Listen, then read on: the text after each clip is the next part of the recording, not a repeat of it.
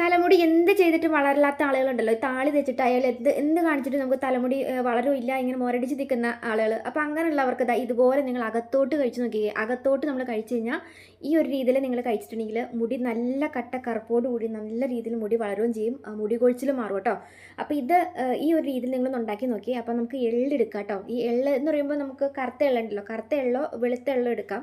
അപ്പം ഈ എള്ള് നിങ്ങളൊരു 50 ഗ്രാമോളം വരുന്ന രീതിയിൽ എള്ളെടുക്കുക കേട്ടോ. ഈ എള്ളിൽ ഒരുപാട് അയൺ കണ്ടൻറ്റ് അടങ്ങിയിട്ടുണ്ട്. അപ്പം അയൺ കണ്ടൻറ്റ് നമുക്ക് അയൺ കുറഞ്ഞാൽ നമുക്ക് മുടി കൊഴിച്ചിൽ നല്ല രീതിയിൽ വരും. അപ്പം നമുക്ക് ശരീരത്തിൽ അയണുള്ള ഏറ്റവും നല്ലൊരു ഭക്ഷണത്തിലൊന്നാണ് ഈ കാണുന്ന എള്ളും ശർക്കരയും. ഇതിൽ അയണും ഉണ്ട്, അതുപോലെ തന്നെ ഈ എള്ളിൽ ഫോസ്ഫറസും ഒരുപാട് അടങ്ങിയിട്ടുണ്ട്.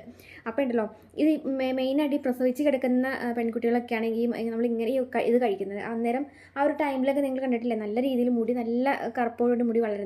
അപ്പം ഇതിങ്ങനെ നിങ്ങളൊന്ന് കഴിച്ച് നോക്കട്ടോ. അപ്പം ഉണ്ടല്ലോ, നമ്മൾ കുട്ടികൾക്കും കൊടുക്കാവേ. അപ്പം ഒരു 50 ഗ്രാമോളം വരുന്ന രീതിയിൽ എള്ളെടുക്കുക, അല്ലെങ്കിൽ 50-100 ഗ്രാം എടുക്കുക കേട്ടോ. എന്നിട്ട് 2-3 ചുക്കെന്ന് പറയുന്നത് നമ്മൾ ഇഞ്ചി ഉണങ്ങിയ ചുക്കില്ലേ അത്. അപ്പോൾ 2 ചെറിയ ചുക്കും അതുപോലെ തന്നെ ഒരു 100 ഗ്രാമോളോ അല്ല 50 ഗ്രാമോളോ വരുന്ന രീതിയിൽ എള്ളും എടുക്കാം. എന്നിട്ട് ഒരു ഒരു കട്ട് ശർക്കര എടുക്കുക. അപ്പം നിങ്ങൾ എടുക്കുന്നതിൻ്റെ എള്ളെടുക്കുന്നതിൻ്റെ അനുസരിച്ചിട്ട് നിങ്ങൾ ശർക്കര എടുക്കുക കേട്ടോ. എന്നിട്ട് നന്നായിട്ട് ഇതായി മൂന്നും കൂടി മിക്സിയുടെ ചാറിലൊക്കെ നന്നായിട്ട് പൊടിക്കണം. ഈ എള്ളെണ്ണ എന്ന് കേട്ടിട്ടില്ലേ, ഈ എള്ളിൽ എണ്ണയുണ്ട്. അപ്പോൾ ഈ എണ്ണ തെളിഞ്ഞ് നമുക്കിങ്ങനെ വരാവുന്ന രീതിയിൽ എള്ളും ശർക്കരയും ചുക്കും കൂടെ കൂടിയിട്ടിട്ട് നന്നായിട്ട് പൊടിക്കണം. എള്ളിനകത്ത് നല്ല രീതിയിൽ പൊടിഞ്ഞു വരണം. ഇത് നിങ്ങൾ രാവിലെയും വൈകുന്നേരമായിട്ട് 2 സ്പൂൺ വീതം അകത്തോട്ട് കഴിച്ചിട്ടുണ്ടെങ്കിൽ എത്ര മാറാത്ത മുടി കൊഴിച്ചിലും മാറും. ഇതിന് ശരീരപുഷ്ടിക്കൊക്കെ നിങ്ങളിതിങ്ങനെ വണ്ണം വെക്കാനൊക്കെ വെയിറ്റ് വെക്കാനൊക്കെയാണ് നിങ്ങൾ കഴിക്കുന്നതെങ്കിൽ, പിന്നെ പ്രത്യേകിച്ച് പ്രസവിച്ച് കിടക്കുന്ന അമ്മമാർക്കൊക്കെ മുലപ്പാൽ ഉണ്ടാവാനായിട്ടും ഇതിങ്ങനെ കഴിക്കാം. എങ്ങനെയാണെന്നറിയാമോ?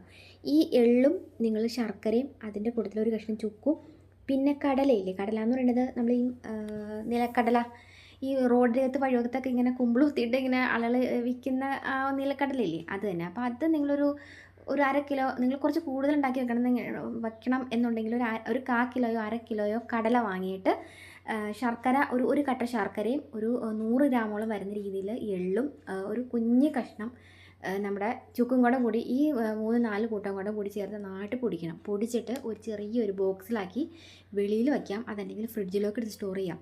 എന്നിട്ട് അത് നിങ്ങളൊരു 1-2 സ്പൂൺ വീതം പ്രസവിച്ചെടുക്കുന്ന അമ്മമാരാണ് കഴിക്കുന്നതെങ്കിൽ നല്ല രീതിയിൽ മുലപ്പാൽ വരും, ശരീരപുഷ്ടിക്ക് നല്ലതാണ്. നമ്മൾ കഴിക്കുന്ന ഭക്ഷണമാണ് നമ്മൾ കുട്ടികളിലേക്ക് ചെല്ലുന്നത്, കുട്ടികൾക്കും ശരീരപുഷ്ടിക്ക് ഉണ്ടാവാനായിട്ട് നല്ലതാണ്.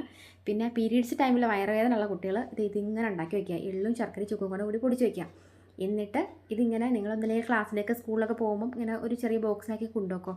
അപ്പോൾ അങ്ങനെയാണെങ്കിൽ നമുക്ക് വയറുവേദനയൊക്കെ വരുന്ന ടൈമിൽ കയ്യിൽ കുറച്ചൊക്കെ എടുത്തിട്ട് കഴിച്ചാൽ മതി. അയണിൻ്റെ കുറവ്, ബ്ലഡൊക്കെ ഇങ്ങനെ കെട്ടിക്കിടന്നിട്ട് വയറുവേദനയൊക്കെ ആണെങ്കിൽ ബ്ലഡ് പോരാനായിട്ട് നല്ലതാണ്, രക്തശുദ്ധിയാവാനൊക്കെ ആയിട്ട് നല്ലതാണ്.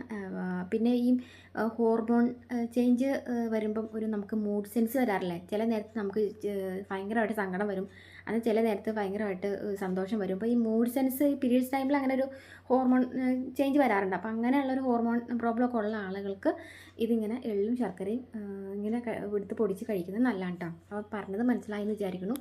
അപ്പോൾ ഒന്ന് ഉണ്ടാക്കി നോക്കുക. അപ്പോൾ നല്ലൊരു വീഡിയോ വീണ്ടും കാണാം. വീഡിയോ ഇഷ്ടപ്പെട്ടു എന്നുണ്ടെങ്കിൽ എല്ലാ ഫ്രണ്ട്സിലേക്ക് ഷെയർ ചെയ്യുക.